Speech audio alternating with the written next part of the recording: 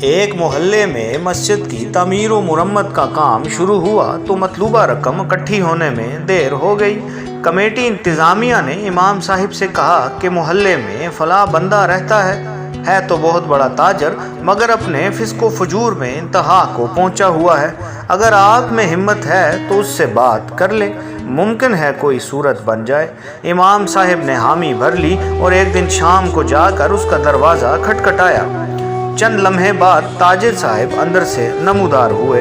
امام صاحب نے اپنے آنے کی وجہ بتائی تو صاحب خانہ سٹ پٹا گئے اور بولے کہ ایک تو تمہارے سپیکروں کے بار بار چلنے سے ہمارا سکون برباد ہے، اوپر سے تم میرے گھر تک آ پہنچے ہو، اور دوسرے محلے دار مر گئے ہیں جو مجھ سے چندہ لینے کی ضرورت آن پہنچی۔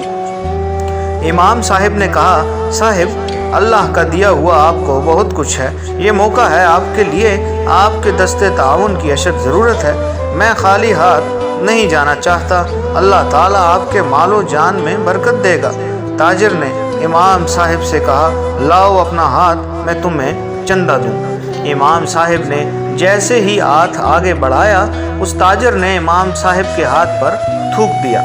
امام صاحب نے بسم اللہ پڑھ کر یہ تھوک والا ہاتھ اپنے سینے پر مل لیا اور دوسرا ہاتھ اس تاجر کی طرف بڑھاتے ہوئے کہا، یہ امداد تو میرے لیے ہو گئی، اب اس ہاتھ پر اللہ کے لیے امداد رکھ دو۔ اس تاجر کو یہ بات نہ جانے کہاں جا کر لگی کہ اس کی آنکھوں میں آنسو آ گئے اور منہ سے استغفر اللہ نکلنا شروع ہو گیا۔ چند لمحات کے بعد شرمندہ ہوا اور اپنے جذبات پر قابو پاتے ہوئے دھیمے لہجے میں بولا، بتائیے کتنے پیسے درکار ہیں؟ امام صاحب نے کہا، ابھی 3 لاکھ روپے سے کام چل جائے گا۔ تاجر نے کہا، نہیں، یہ بتائیے آپ کو مکمل پروجیکٹ کے لیے ٹوٹل کتنے پیسے درکار ہیں؟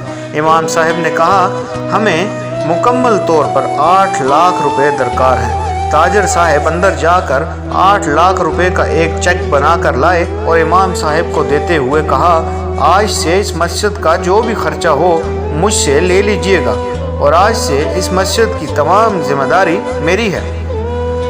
یہ سن کر امام صاحب بہت خوش ہوئے اور دعائیں دیتے ہوئے واپس آ گئے۔